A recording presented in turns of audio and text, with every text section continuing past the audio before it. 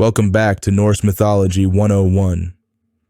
Today, we're diving into the story of Tyr, one of the most fascinating yet often overlooked gods in the Norse pantheon.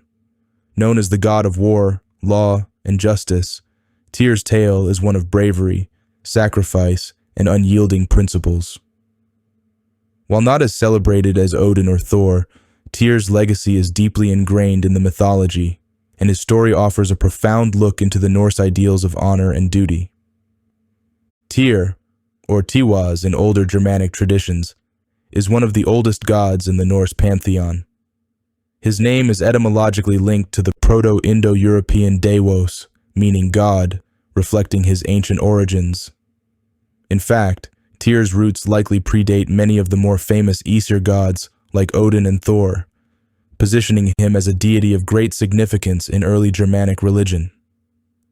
Over time, however, his prominence diminished as the pantheon evolved, with Odin assuming many of his earlier attributes. Despite this, Tyr retained his role as a god of war, but not in the chaotic, glory-seeking sense often associated with battle. Instead, Tyr represented the more measured and just aspects of conflict. He was the god of strategy, fairness, and righteous combat, embodying the principle that war should serve a higher purpose: justice, order, and the protection of society. In this way, Tyr's domain extended beyond the battlefield to the realm of law and governance, making him a deity deeply respected by warriors and rulers alike. Tyr's most famous myth, and perhaps the one that best encapsulates his character, is the story of his sacrifice during the binding of Fenrir, the monstrous wolf. Fenrir, a child of Loki, had grown so large and powerful that even the gods feared him.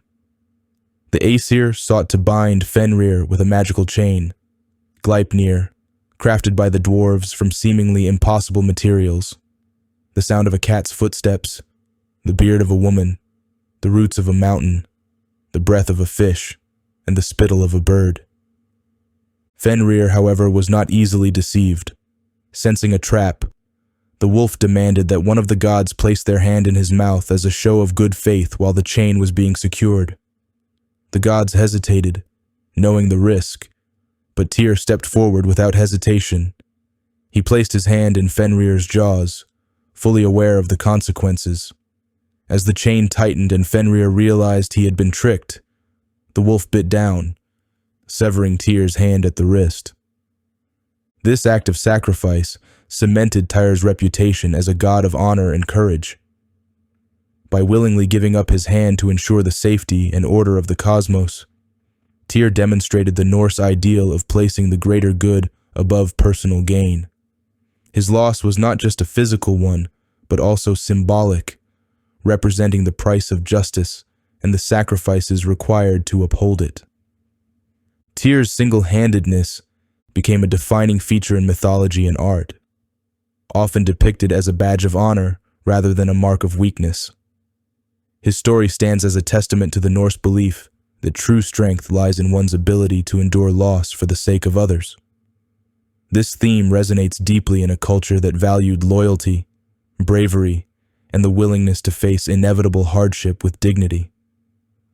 Archaeologically, evidence of Tyr's worship is less widespread compared to Odin and Thor, but it remains significant.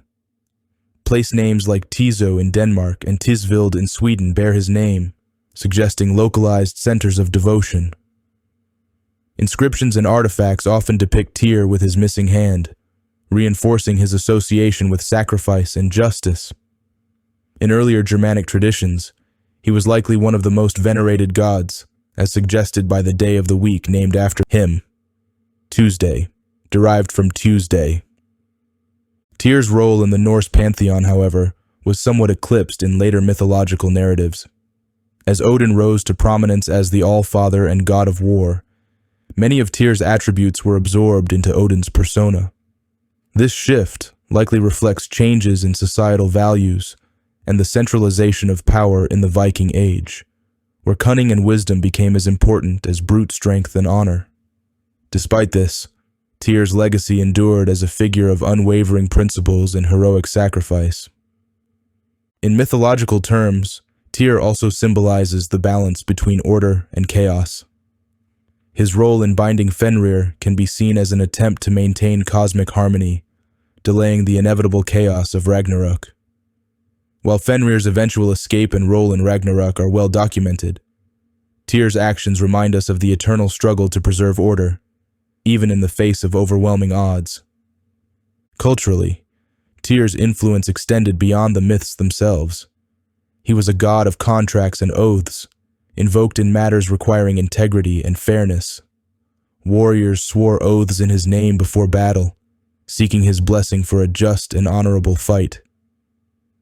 In this sense, Tyr was not just a god of war, but a guardian of societal order, ensuring that conflict served a greater purpose rather than descending into meaningless violence.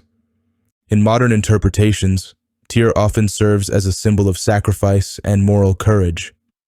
His story resonates with those who value justice and integrity, offering a reminder that true heroism lies not in personal gain, but in the willingness to give of oneself for the greater good. Whether viewed as a god of war, law, or sacrifice, Tyr's legacy is one of steadfast commitment to principles, even in the face of personal loss. So there you have it. Tyr, the one-handed god of war and justice, a figure of honor, sacrifice, and unyielding principles. His tale is one of bravery and moral courage, a narrative that continues to inspire and provoke thought. Stay tuned for our next episode, where we'll unravel the myths and mysteries of another fascinating Norse deity. Don't forget to like, subscribe, and share your thoughts in the comments. Until next time, keep the stories alive.